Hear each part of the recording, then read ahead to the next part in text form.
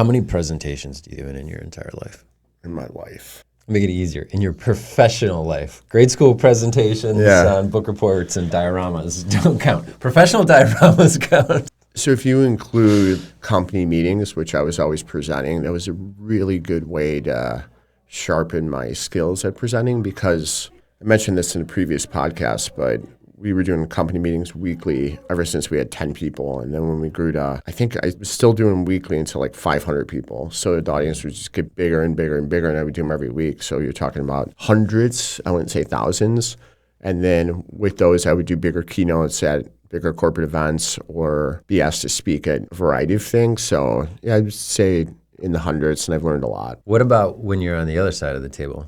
I mean, I'm sure you've received thousands of presentations in some ways. Mm-hmm. Are there things that you're like right away, you can stop talking now. Like you already lost me. Mm-hmm. The number one thing that you should not do is start talking about yourself. If someone's presenting to me, let's just say a sales pitch, if in the first 2 or 3 slides you talk about your team, I don't give a shit. Like I literally will check my email and I'll tune out, and for the rest of the presentation, it's going to be hard to get me back. That's how drastic it is to me, because if you're selling something to someone, it should be about them and how you're going to help them. The person you're selling to, the group you're selling to. Exactly. Yeah. So then what does that mean? It's like, okay, well, you have to really understand the problems, and some of the best initial presentations are literally like you don't say anything. You just ask questions and you let them answer so you understand their problem. Now, then when you go present back, here's what I heard and here's what we can do to solve it. That is what you should stick to. And then you have supporting evidence after that to say, and here's examples of how I solved this problem that's very similar to yours for other people. Yeah.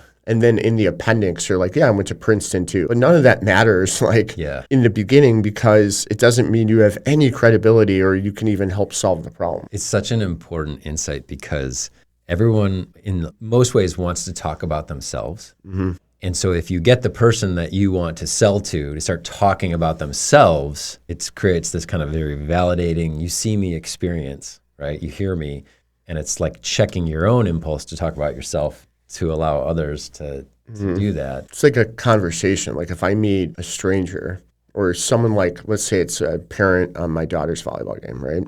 I feel like I spend 98% of the conversation asking them questions. Yeah.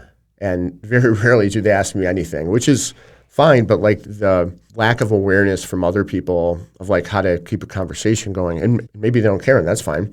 Or maybe just, they don't like me. But like the whole idea is, if you're conversing with someone, the way to make a connection is to ask questions, and then you repeat back their answers. Okay, here's what I'm hearing. Yeah. And they're like, yeah, that's exactly right. And then you're like, wow, you really listened to me. Yep. It's pretty simple. I mean, it is, and it's both, I feel like, natural, also strategic.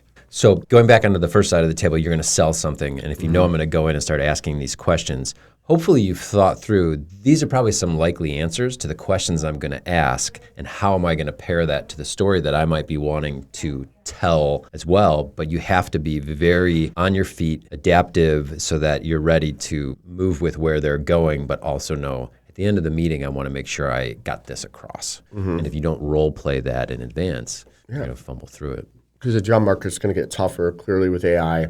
Someone's interviewing here, like even my assistant, she's like, hey, do you want my resume? And this was like after I was going to decide to give her a shot anyway. I was like, no, I don't really care about your resume. It doesn't matter to me. Right. Like, there's no way of knowing. There's no correlation right now from your resume. Are you going to do a good job in this task? Because it's so different, your resume says. That doesn't mean like she doesn't have a good resume. Like, it doesn't matter to me. It matters to me like, can you handle it? Are you a good communicator? It's all the nuances around it, right? Resumes are like, here's facts of what I did over periods of time, and you're going to put your best things on there. But the reality is, it's the nuance of, hey, are you getting back to me quick? Do I feel comfortable that you're listening to me? Are you doing the things and then ask me questions along the way? It's really hard to put on a resume. It'd be boring. You'd be like, okay, whatever. But it's really, really important to focus on the person on the other side that you're presenting to. Now, when you're giving a presentation to employees and it's a smaller group, that's different. I would say that's less about, they're your employees, like you're paying them salary, here's what I need.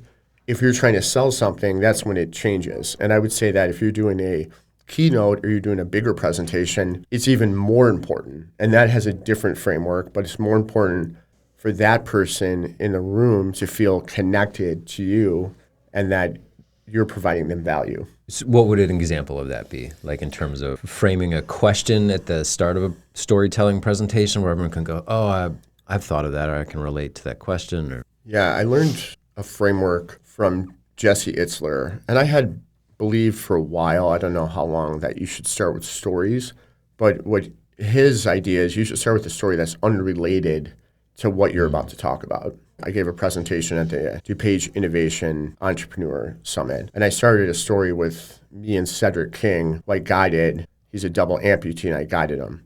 That really had nothing to do with innovation. It had nothing to do with entrepreneurship. Now, was there a message at the end of it that connected? Absolutely. But there doesn't even have to be. Like, you can tell a story about your morning. You can make someone smile and laugh and be relatable. You don't want to say something so outrageous that no one connects with. Like, sure.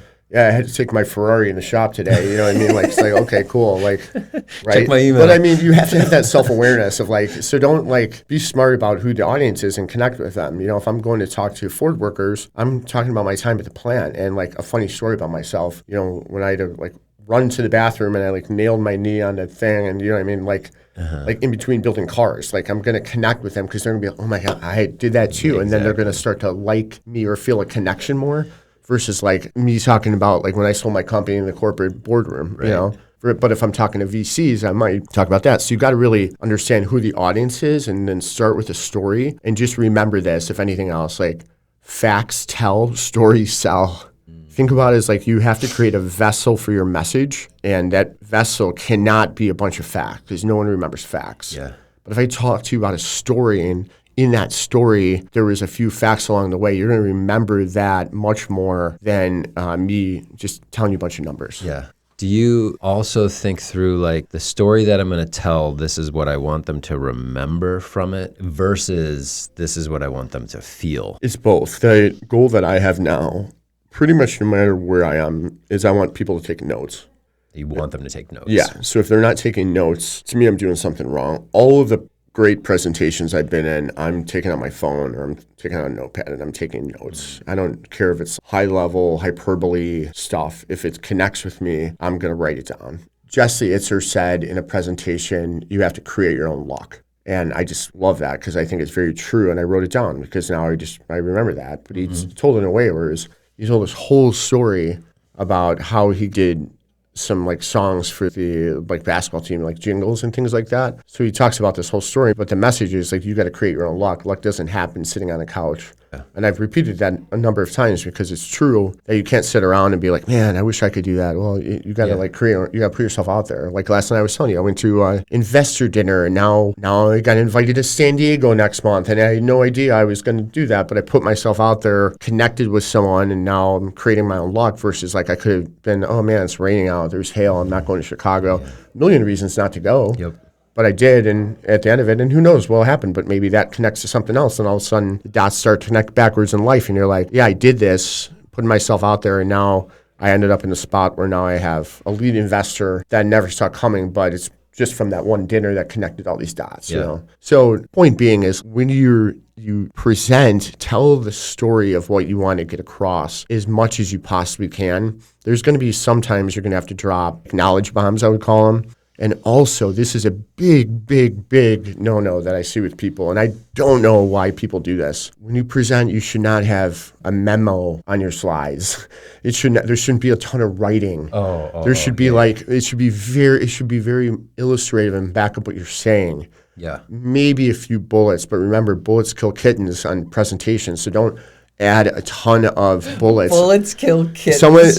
Someone told me that someone wrote that a long time ago, and that was just really funny. They're like, bullets kill kittens. This guy was a great presenter. He's in the automotive industry and just super slick and just really fast, but really entertaining. Had great slides, and he didn't have any bullets. And he's like, bullets kill kittens. Yeah. And it just reminded me of like sometimes you see these slides and not only is there bullets, but there's paragraphs. Like I don't even know when that's applicable. Honestly, if you're going to present to a team, here's a memo, and the memo is important. Like I know in Amazon, like they start the meeting with everyone has to read this memo, like during the meeting, before the meeting even starts, because they know people won't pre-read it. So they're like, start the meeting, read the memo, and then the meeting starts, right? So like you wouldn't put that on the slides, but yet people present and there's just all this text. Like mine are just pictures and they're animations that support it, that you connect with, and it makes you feel something emotional. If you have a bunch of words up there, you're not going to feel anything emotional except like, what are you doing? No, if it's a board deck, like that, all that stuff's different. I'm not talking about that stuff. Right. You have to like put a bunch of words on those decks. But even those, like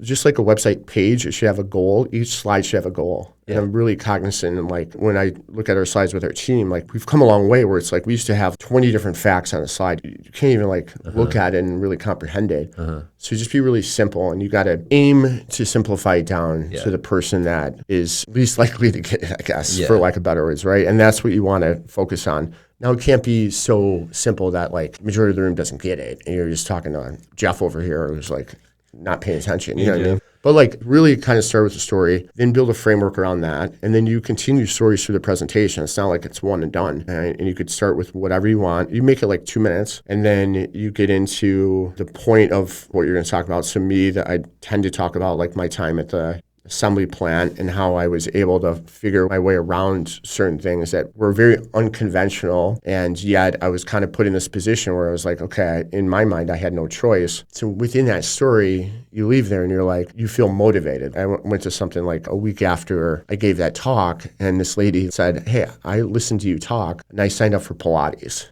And I was like, that's awesome. Like, my story has nothing to do with Pilates. It has to do with just saying yes to things and, like, overcoming your fears and stop making excuses. And when you hear everything, like, maybe she doesn't know exactly, like, the stats of what I said, of what card did you work on, but it doesn't matter. What matters is she got this feeling and this emotion, she took action.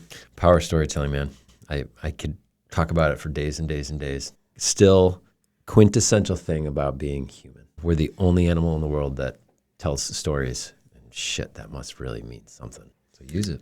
Yeah. And despite this, someone will be listening to this, and you will still put in your top 3 slides a picture of you and your team. And I would say don't do it. You're not helping anyone. Unless it's a picture that is going to like evoke a curiosity or a story or like that's not a headshot. Like, what are you guys doing there? Well, let me tell you, like, this is important to, what we can do for you or whatever.